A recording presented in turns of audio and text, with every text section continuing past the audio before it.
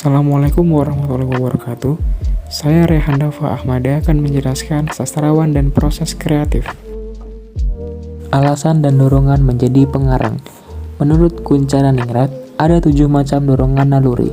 Ketujuh dorongan itu adalah dorongan yang pertama untuk mempertahankan hidup, kedua seksual, ketiga untuk mencari makan, keempat untuk bergaul dan berinteraksi, kelima untuk meniru tingkah laku sesama, keenam untuk berbakti, dan yang ketujuh akan keindahan. Seperti yang telah diuraikan pada bab sastrawan dan latar belakangnya, ternyata banyak sastrawan yang dalam mengarang mempunyai dorongan yang berbeda-beda.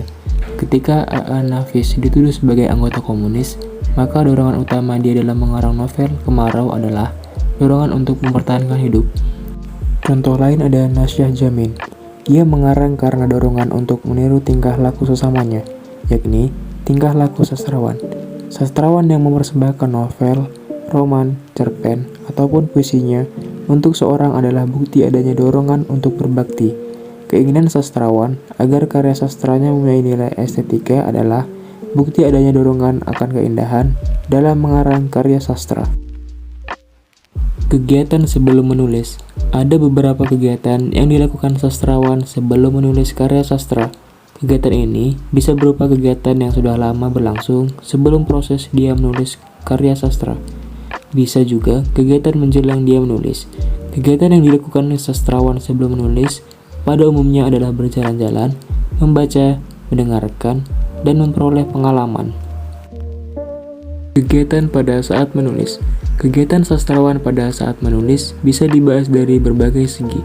Pembahasan hal ini bisa dilakukan antara lain dari sudut keadaan jiwa sastrawan pada saat menulis, kebiasaan sastrawan, atau pandangan sastrawan terhadap pembaca. Berikut ini akan diuraikan secara singkat. Ada sastrawan yang digolongkan sebagai sastrawan yang perajin dan sastrawan yang kesurupan. Sastrawan pengrajin mengarang dengan penuh keterampilan, terlatih, dan bekerja dengan serius dan penuh tanggung jawab. Sedangkan sastrawan kesurupan dalam mengarang berada dalam keadaan kesurupan, penuh emosi, dan menulis dengan spontan. Selanjutnya, sastrawan cepat dan lambat. Ada sastrawan yang bisa menulis dengan cepat dan ada yang lambat. Contohnya, Budi Dharma. Ia merupakan sastrawan yang dapat menulis dengan cepat. Budi Dharma dapat menulis 3 cerpen dalam sehari saat ia bertemu dengan Nugroho. Semuanya dimuat dalam majalah sastra cerita. Sebaliknya, banyak sastrawan yang dalam karirnya sebagai sastrawan hanya menghasilkan beberapa karya sastra. Sastrawan semacam ini bisa dimasukkan dalam kelompok sastrawan yang lambat atau tidak mampu berkarya lagi. Banyak orang yang mengatakan bahwa menulis puisi itu mudah. Kenyataannya tidak. Bahkan penyair hanya mempunyai beberapa puisi dalam masa kepenyairannya.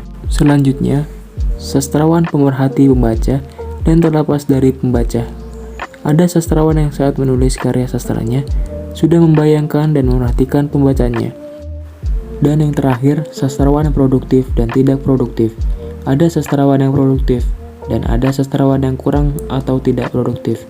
Beberapa sastrawan yang produktif antara lain Sultan Takdir Ali Syahbana, Subagio Sastrowardoyo, Ali Akbar Nafis, Ajib Rosidi, Putu Wijaya, Arswendo Atmodoto. Di sisi lain, ada sastrawan yang mempunyai sedikit karya. Ada seorang sastrawan yang hanya mempunyai 1 cerpen atau puisi yang berhasil dimuat di majalah yang diakui standar kesastraannya, seperti Horizon. Setelah itu, karyanya tidak pernah dimuat lagi. Kegiatan setelah menulis. Kegiatan yang dilakukan sastrawan setelah menulis karya sastranya bisa berupa kegiatan melakukan revisi, melakukan perenungan, dan akan menulis karya yang baru lagi, atau memutuskan berhenti menulis. Materi terakhir, modal menjadi sastrawan. Menurut Syafi'i, mengemukakan kemampuan yang harus dimiliki seorang penulis adalah bakat, bekerja keras, keberanian moral untuk jujur, keyakinan tentang apa yang ditulis adalah benar dan perlu, dapat berpikir logis dan peka terhadap apa yang terjadi dalam masyarakat. Itu saja yang bisa dapat saya sampaikan. Kurang lebihnya mohon maaf. Wassalamualaikum warahmatullahi wabarakatuh.